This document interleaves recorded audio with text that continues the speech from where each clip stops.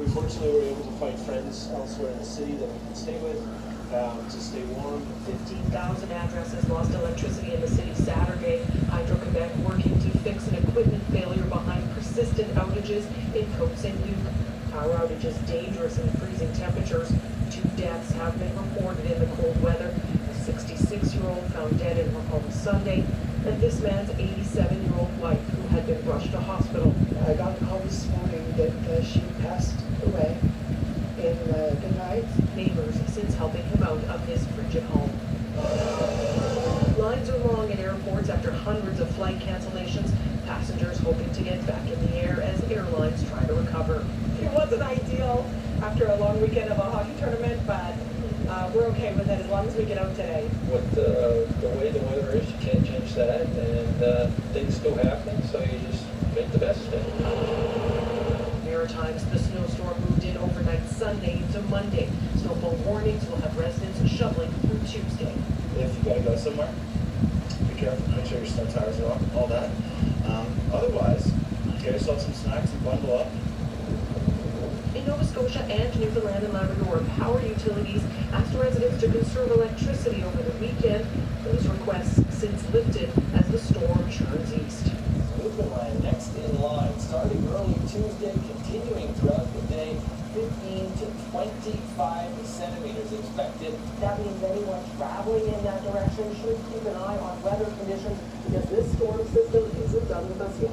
Dawn. All right, hiding the tragic in Mississauga, Ontario. Thanks. A huge swath of the U.S. is also engulfed in frigid temperatures and heavy snow. More than 200 million Americans are under weather warnings from Texas all the way to New Jersey.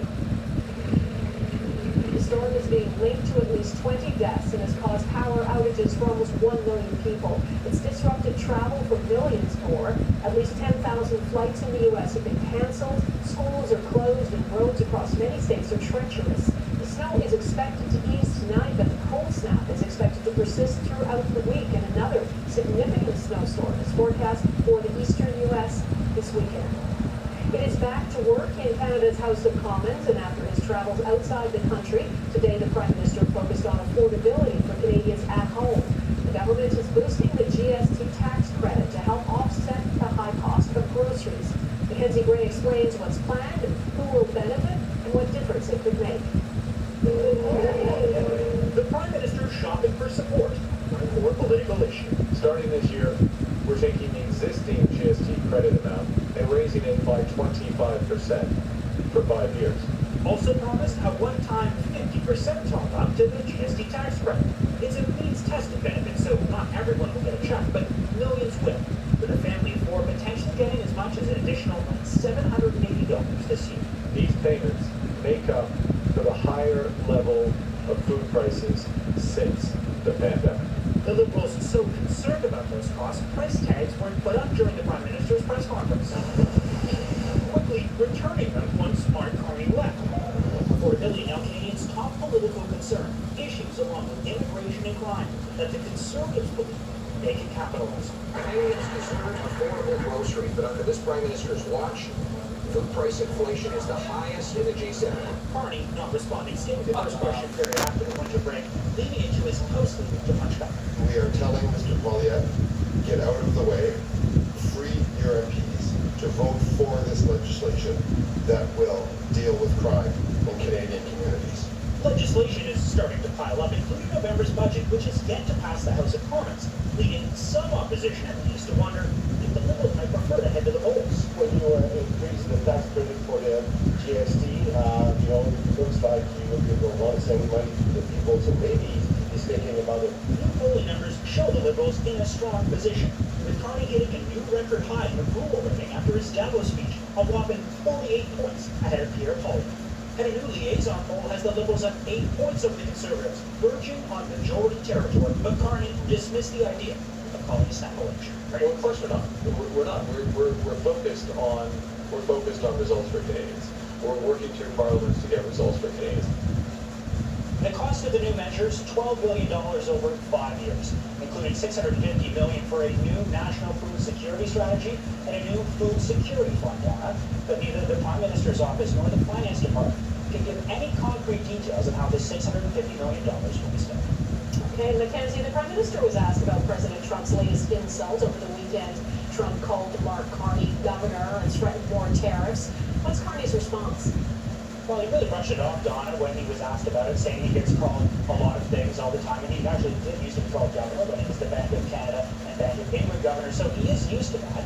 And he seemed to be similarly dismissive of Donald Trump's 100% tariff threat over Canada's trade deals with China, which currently actually tied to the upcoming renegotiation of the Canada-U.S.-Mexico Free Trade Deal. It'll be a robust review, is the expectation. The president is a strong negotiator, and I think some of these comments and positioning should be viewed in the broader context of that. Talks on the free trade deal were supposed to start in mid-January with the Canada-U.S. Trade Minister scheduled to head to Washington, but that never happened, Donna. Instead, Dominic LeBlanc told reporters today he would meet with the top American negotiator in the coming weeks. Okay, Mackenzie Gray in Ottawa, thanks. The Prime Minister missed the return of Parliament to instead spend some time with Ontario's Premier. Doug Ford has criticized Mark Carney's agreement with China to allow a limited number of Chinese electric vehicles into Canada. Today, Ford seemed to change his tone and called the meeting productive. We're in favor. And, sometimes brothers and sisters may disagree, but at the end of the day, when someone speaks about it, we are one country. The two had some pizza together in Toronto, and Ford thanked the federal government for coming up with a yet-to-be-unveiled auto strategy that Ford says Ontario will be a part of. They'll meet again later this week when Carney hosts the First Ministers in Ottawa. There is some sad news about a former federal cabinet minister and Liberal MP. Kirsty Duncan has died. She was Minister for Science and Sport under former Prime Minister Justin Trudeau, who posted today. Kirsty was curious, generous, and deeply committed to helping others. She believed in knowledge, compassion, and service, and she brought those values into every conversation and every fight she took on. Duncan represented the Ontario riding of Etobicoke North from 2008 to 2025. She was 59. She took medical leave in 2023 after being diagnosed with cancer. Ryan Wedding, the Canadian accused of running an international drug trafficking ring, made his first court appearance in the U.S. today. The 44-year-old pleaded not guilty to all charges. It's alleged he worked with Mexico's Sinaloa cartel to move cocaine from Colombia through Mexico and into the U.S. and Canada. He's also accused of orchestrating several murders. Wedding turned himself in at the U.S. Embassy in Mexico City last week and was taken into FBI custody and flown to Southern California for his trial. Now to Minnesota and the growing anger after federal immigration agents fatally shot a second U.S. citizen in Minneapolis this weekend. Multiple American media outlets are reporting Senior Border Control Commander Greg Bovino, who has been at the center of the aggressive immigration enforcement, is being demoted and will leave Minneapolis. He's been the public face of the crackdown and defended both shootings, even though eyewitness video of the killings run counter to many official statements. Jackson Crosco reports on how the Trump administration may be softening its stance. As Minneapolis simmers with rage over the shooting of Alex Craig, the White House is walking an increasingly fine line. This tragedy occurred as a result of a deliberate and hostile resistance by Democrat leaders in Minnesota. Though still casting blame, President Donald Trump seems to be acknowledging the need to change course. Dispatching border czars on home into Minneapolis to oversee immigration enforcement, while backing away from initial claims the shooting victim was a domestic terrorist. He was there to perpetuate violence. This looks like a situation where the individual wanted to do maximum damage and massacre law enforcement. I have not heard the president characterize Mr. Freddie in that way. However, I have heard the president say he wants to let the facts in the investigation lead itself. Monday brought a phone call between Trump and Minnesota Governor Tim Walz. Trump said Walz asked to work together, adding it was a very good call and we actually seem to be on a similar wavelength. Walz says he asked Trump to reduce the number of federal agents in the state and made the case for an impartial investigation into Freddie's death. The federal government cannot be trusted to lead this investigation. The state will handle it, period. Federal officials are said to be reviewing body camera video from agents involved in the shooting. It's not known whether that video will ever be made public or if the agents will face disciplinary action or criminal charges. It may be too late for the White House to save face. A leading Republican candidate for governor of Minnesota abruptly ended his campaign, blaming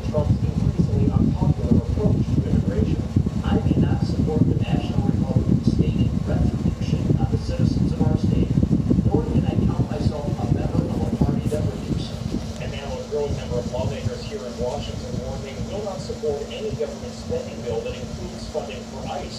That could lead to yet another shutdown of the U.S. government as early as Friday, unless the White House makes major concessions. Doc? O.I. Jackson in Washington, thank you. The state of Minnesota is looking to the courts for help. The Attorney General there has asked a federal judge to step in and temporarily halt the operations of ICE in Minnesota. At the same time, the anger on the streets has not diminished. Heather Yorks West is in Minneapolis tonight. Heather. Donna, this is a city that has been thrown into an emotional turmoil for almost 2 months, with exhausted residents anxious to see things calm down. More signs of anger in a city of law. A hotel vandalized with graffiti and broken windows after another protest Sunday against the presence and tactics of ICE. At another hotel, video shows security forces using smoke bombs. The streets of Minneapolis, the reluctant hosts now to near constant chaotic scenes. They tell us, and this is their words, this is the single largest deployment of immigration officers in one place at one time. In a state that is not even in the top of immigration. At a hearing in a Minneapolis courtroom, the state's attorney general asked a federal judge to temporarily halt the immigration crackdown, known as Operation Metro Surge, that's been underway in the state since December 1st. Judge Catherine Menendez said there would be no decision right away, promising to take the time necessary to get the final ruling right. While they wait for that, residents add to a growing memorial where Alex Penny was killed on Saturday. In bitterly cold temperatures, mourners say it felt important to visit and pay their respects. I just think this is like what the Twin Cities is about. You know, it's just this like warmest of souls on the coldest of days, consistently showing up for one another. And I think it's so easy, especially in the media world, to look at our phones, to keep our heads down. And I think coming here has helped me to keep my head up. The city is expecting to see more protests in the coming days as people here hope to see this immigration enforcement operation come to an end. Donna? Okay, Heather Yorks West in Minneapolis, thank you. A disaster in the Philippines coming up. What witnesses are saying after a ferry carrying hundreds of people capsized.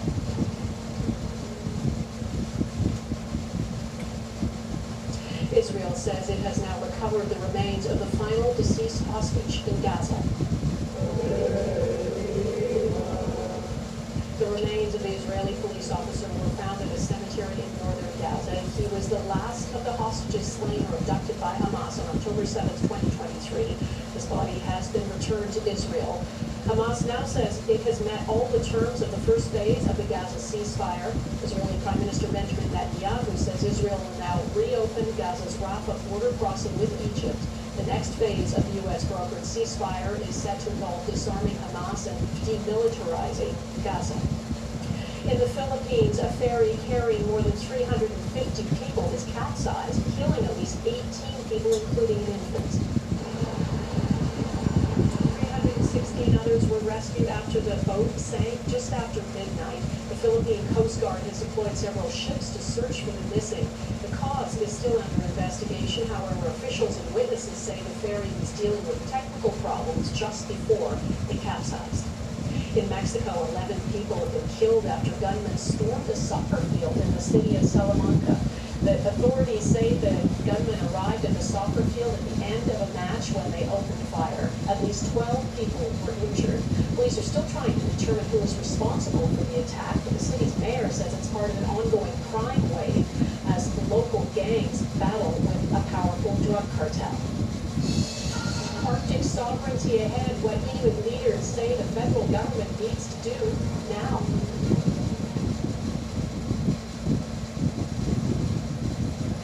Inuit leaders in Canada are 100% behind Greenland's right to sovereignty. President Donald Trump insists Denmark has not invested enough in Greenland to defend it from Russian and Chinese threats. Canada is vulnerable too and has long underinvested in the Arctic. Melissa Ridgen is with me now. Melissa, what exactly are Inuit leaders worried about? Donna, Inuit leaders in Canada have long said that the country's history of locating Inuit strategic locations to be used essentially as human flagpoles while not investing in infrastructure and security puts Canada's sovereignty in the region at risk. And the Trump drive to take control of parts of the Arctic, they fear that Canada will be next on the list. Inuit Nunangat, or the Inuit homeland, extends from the northern tip of the Yukon to the northern tip of Labrador and amounts to 40% of Canada's landmass. Leaders throughout are calling on Canada to act now, not wait for what the U.S. might have in store. Inuit Tapiriit Kanatami President Natan Obed tells the Canadian press he wants to meet with Prime Minister Mark Carney to make a plan to bolster security in the region. While experts say Canada has known for decades what it needs to do. And the biggies are, of course, ultimately improve funding to DND, begin NORAD modernization, get the F-35s, and begin the efforts to get the submarines. If the Americans are become the enemy, and they are going to make the efforts to annex us, as Trump keeps saying he's going to, then that gives us a certain capability. You're not talking about defeating the Americans, but you're talking about hurting them bad enough that they think twice about it. The Prime Minister's office won't say if the PM has spoken with Inuit leaders or when they'll meet, but they say Canada is steadfast in its commitment to Arctic sovereignty. Experts and Inuit all say that what's happening with the Arctic right now, there's no longer the luxury of time to act. Donna. Okay, Melissa Ridgen in Winnipeg, thank you. Digging out, next, Canadians lending a helping hand to their neighbors.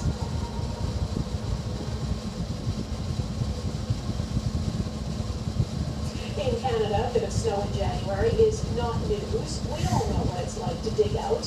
But when it snows as hard and heavy as it has in this storm, things can snowball, and not everyone has the strength to handle it alone. Sean O'Shea has been talking to people to find out how they're riding out this storm together. Sean. On a Sunday storm, one you don't see very often in Toronto, a real record breaker. We're in Scarborough, eastern part of the city. On this unplowed sidewalk, more than 40 centimeters of snow. Drive around just about any neighborhood, and you'll see the same thing. The sounds of a serious storm cleanup the day after. Toronto residents digging out after the city was buried by a historic snowfall. It's insane, man. Thanks, Canada. What was I say? Pierre Reese lived nearby. The only thing I can say is thank you to have a snowblower. Environment Canada predicted heavy snow for the Greater Toronto area, but this winter blast was the most Toronto has seen since 1944. 11 days ago, the city was recovering from another deep dump. At the time, we met 99-year-old Zira Standish. The man she hired to clear her snow had just died, so she did it herself. Bruce Ruscanda saw that global news report and wanted to do something. It's not just an inconvenience anymore. I think it's now become a hazard. It's a danger, right? We have fire, ambulance, paramedic crews, everyone needs to get through. Ruscanda brought a crew to clear Zira's driveway, free of charge, for the rest of the winter. She kept watch from an inside window. Zira put this snowfall in context. This is the first time after many years that we had so much snow. The snowfall was deja vu for Pierre Reese, who we also met before. Not just clearing a sidewalk, but storm drains and the fire hydrant out front. Are you sick of winter, Pierre? Kind of, yes. Trevor Eastman is unfazed by the task ahead. Oh, Canadian. It's over there. What is it? Just across the street, Brian Captain is up for the task too. He showed us his backyard, where the snow is piled especially high. You're not going to see your lawn for a while. No, don't care about that. I'd rather shovel than mow. Public schools here remain closed today, as well as community centers and some businesses. The hope is that things will start to get back to normal on Tuesday, but digging out from this record-breaking snowfall, that's going to take at least a week. Donna. Quite the workout. Sean O'Shea in Toronto. Thank you. That is Global National for this Monday. I'm Donna Friesen. Tonight's Your Canada is Glenside, Saskatchewan. We'd love to see your Canada. Please email it to globalnational@globalnews.ca. And thanks for watching. Hope to see you here again tomorrow. Bye-bye.